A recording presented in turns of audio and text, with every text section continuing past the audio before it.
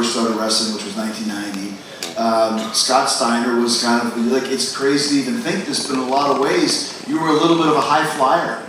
First guy I ever saw do a Frankensteiner, and I was the one that started it. You invented the move. Yeah, nobody else did it before me. They could call it the Hurricane Rana, which is bullshit.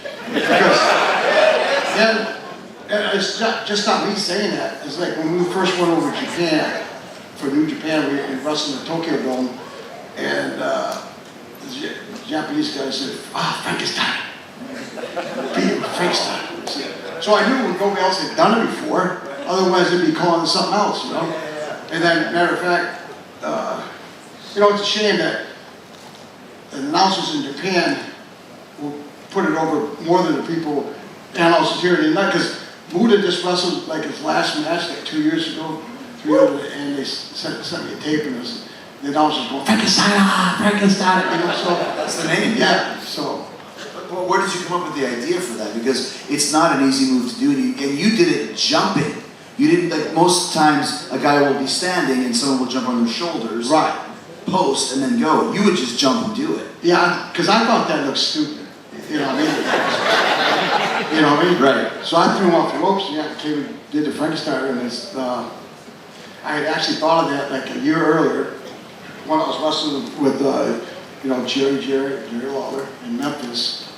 And I thought of it, and I knew I was smart enough to realize that if I did it there on that TV, someone else would see it on, you know, like NWA and take it, and then I had no claim to it. So I waited about a year and a half before I did it. You know. So did you just see it?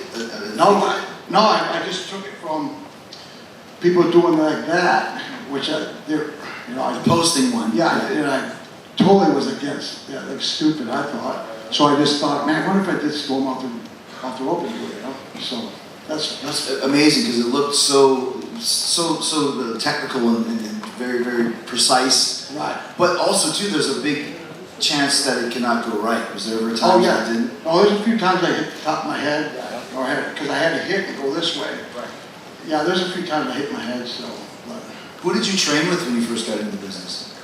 I started with Dick the Bruiser. Wow. Yeah. That's an old school brother. Oh yeah. And he was kind of a legend in Detroit too, because we always thought it was Dick the Bruiser, but when I talked to him, somebody could do his voice on the radio. It was a WRIF in Detroit.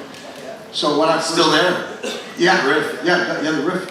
And then so when I met him, that's when he smartened up and said, no, that's somebody using my voice. So that was pretty cool meeting him. He was actually still wrestling. And then and there was another guy, Dr. Jerry Graham. That's who I really got in the ring with. I trained a few times, but then my first match, remember Bulldog Don Kent? No. He was with the Fabulous Kangaroos. Okay. Oh yeah. So, Fabulous Kangaroos, there's a wrestling name. Yeah. No, so he was, I used to ride with him he lived in Lansing, Michigan State. He used to drive over to Ann Arbor, and then we'd go down to the shows on that lot, you know, so. Wasn't Dr. Jerry Graham like Vince McMahon's hero? That was actually, yeah, that was the one you're talking about. But the one, another one. Now that they tried to steal the glory from the other, you know what they said? So he wasn't really the actual Dr. Jerry Graham, but that's what he called himself. So how did you get into wrestling? Because you were a very accomplished amateur wrestler. Yeah. And you said you never watched wrestling. Never watched it, and then, you know, my brother got into it 2 years before I did. Went to Brad Ridington's camp. And then, but when I was in college, that's when, you know, Hogan, Jake Snake, Macho Man, that's when wrestling started getting big, you know. So that's when I first started watching with my college buddies, and they always thought it was pretty cool, you know. And then, you know, actually when I was wrestling with Dick the Bruiser, I went to WrestleMania in Detroit. Just to hang around? No, I bought a ticket. Okay. Just to see what it was like. Right. And I got nosebleed section. Wow. Yeah. WrestleMania 3. Yeah. The famous Pontiac Silverdome? Yeah. Wow, you were there. Yeah. Interesting. I mean, nobody recognized me because, you know, it's still local. Yeah, wrestling the armories and stuff. Right.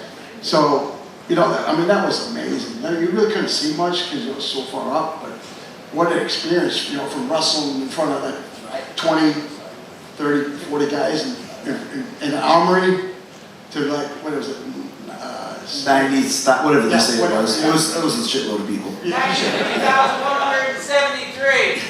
Andre the Giant was 550 pounds at that point. So did that give you inspiration to say, like, someday I want to get to this level? Yeah, exactly. Because believe it or not, there was one time the law was quit. Like when I was rushed in Nashville, you know, because you weren't making no money. And, you know, there's, you know, there's certain situations that happen there. Is that, yeah, what am I doing this for? You know? But that, I was only there for 10 months and then I went to NWA. So Was that your first big break? Yeah. And that was pre-WCW, right? It was? Yeah, it was NWA. Right. And then they ran like, probably 6 months, 7 months. So it was pretty close to Yeah, Ted Turner named WCW.